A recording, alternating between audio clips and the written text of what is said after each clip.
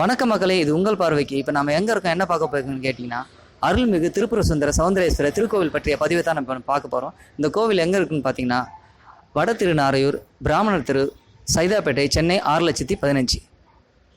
இந்த கோவிலை பற்றிய பதிவை தான் இப்போ நம்ம பார்க்க போகிறோம். வாங்க பார்க்கலாம். இந்த கோவிலுடைய மூத்த குருக்கள் அவர்கிட்ட இந்த கோவிலை பற்றி சில சிறப்புகள்லாம் கேட்டு தெரிஞ்சுக்கலாம். வாங்க.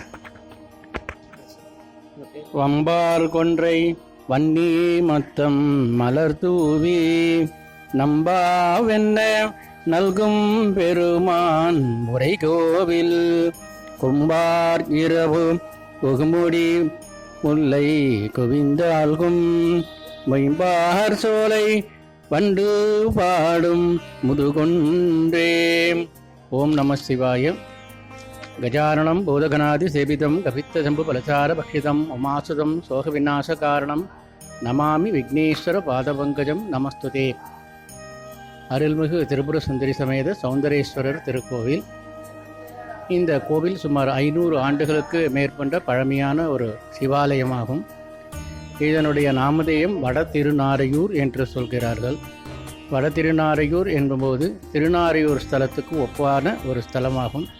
திருநாரையூர் ஸ்தலம் கொல்லாப்பிள்ளையார், நம்பியாண்டார் நம்பி மற்றும் சிறப்பான திருமுறைகளை எடுத்து காட்டிய நம்பியாண்டார் நம்பி அவதரித்த ஸ்தலமாகும். அங்கே ஸ்தலவிருட்சம் வன்னிமரம், இங்கேயும் ஸ்தலவிருட்சம் வன்னிமரம். அதாவது இச்சாசக்தி, ஞானசக்தி, கிரியாசக்தி 3 சக்திகளை சொல்வார்கள். அதுபோன்று நமது சிவாலயத்திலே வன்னிமரம், கொன்றை மரம், வில்வமரம் என்ற 3 ஸ்தல விருட்சங்கள் உள்ளது. இந்த 3 ஸ்தல விருட்சங்களோடு அல்லாமல் இந்த திருக்கோயிலுக்கு சிறப்புகளை சேர்ப்பது அருள்மிகு வரசித்தி விநாயகர். எப்படி திருநாரையூரில் கொல்லாப்பிள்ளையார் அருள் புரிவாரோ அதுபோன்று நமது செய்தையிலே நமது வரசித்தி விநாயகர் எல்லாமல்ல பக்தர்களுக்கு வேண்டும் வரங்களை அருள் மேற்கு நோக்கி அமர்ந்த நிலையில் உள்ளார். இந்த ஆலயத்திலே பிரம்மோற்சவம் ஆனி உத்திரம் 10 நாட்கள் சிறப்பாக நடைபெறும். அதை கார்த்திகை மாதம் 3வது சோமவாரம் லட்சதீபமும், மற்ற சோமவாரங்கள் சங்காபிஷேக வைபவமும் நடைபெறும். கிருத்திகை, அமாவாசை, சஷ்டி போன்ற அனைத்து விசேடங்களும் சிறப்பாக நடைபெறும். கந்த சஷ்டி 8 நாட்கள் சிறப்பாக நடைபெறும். இங்கே நான் குறிப்பிட வேண்டியது வன்னிமரம். இந்த வன்னிமரம் என்று தொன்மையான ஒரு மரமாகும். பல நூற்றாண்டுகளை கடந்து இந்த வன்னிமரம் இந்த ஆலயத்திலேயே இருக்கின்றது. வன்னிமரத்து சிறப்புகளை சொன்னால் பல சிறப்புகள் உள்ளது. ராமபிரான் ராவணனை வதம் செய்ய போவதற்கு முன் வன்னிமரத்தை வழிபட்டு சென்றதாக ஐதீகம். அடுத்தது, பார்வதி தேவியானவர் பாண்டாசுரனை வதம் செய்ய விஜயதசமி அன்று வதம் செய்தாள்.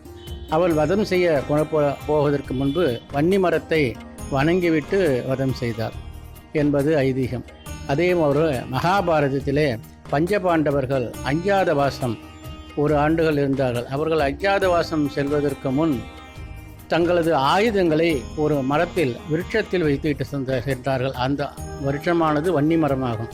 அதாவது சத்தியவாக்கு. தங்களிடம் ஒரு பொருளை கொடுத்தால் அதை மற்றவர்களுக்கு வெளிக்காட்டாமல் இருப்பதே சத்திய வாக்கு எனப்படும். அந்த பக்கம் சத்திய வாக்கு கொண்ட மரமாக வன்னி மரம் விளங்குகிறது. மராட்டிய மன்னர்கள் போருக்கு செல்வதற்கு முன்னால் வன்னி இலைகளை கையில் எடுத்துக்கிறார். வன்னி மரம் வீரத்தினுடைய அடையாளமாகும். இன்னொன்று அக்னி ரூபம் என்று சொல்கிறார்கள் வன்னி மரத்தை. ஆட்சாத் அந்த ஈசனே வன்னி மரத்திலே குடிகொண்டு இருப்பதாக ஒரு ஐதீகமாகும். வன்னி இலையிலே சனீஸ்வரர் பெருமானுக்கு அர்ச்சனை செய்ய நமது தோஷங்கள் அனைத்தும் விலகும். இந்த வன்னி மரத்தை சனிக்கிழமைகளில் தேங்காய் மூடியில் எண்ணெய் விளக்கேற்றி ஒரு 108 தடவை சுற்றி வர நமது செய்வினை தோஷங்கள், சனீஸ்வரர் 7 நாட்டு சனியினால் தாக்கப்படும் பலவிதமான கஷ்டங்கள் அனைத்தும் விலகும். திருமணமாகாதவர்களுக்கு திருமணம் கை கொடுக்கிறது. பல வெளியூர்களிலிருந்து அன்பர்கள் திரளாக இந்த வன்னிமரத்தை சனிக்கிழமை சுற்றிவிட்டு விஜயதசமி சிறப்பாக வன்னிமர வழிபாடு செய்கின்றோம். அன்றைய தினம் சென்னை மாநகரத்தில் பல்வேறு பகுதிகளிலிருந்து இந்த வன்னிமரத்தை வழிபாடு செய்து விளக்கேற்றி வைத்து வன்னிமரத்துக்கு சிறப்பு அபிஷேக ஆராதனைகளும் நடைபெறும். ஓம் நம சிவாய. நன்றிங்கய்யா, நன்றி.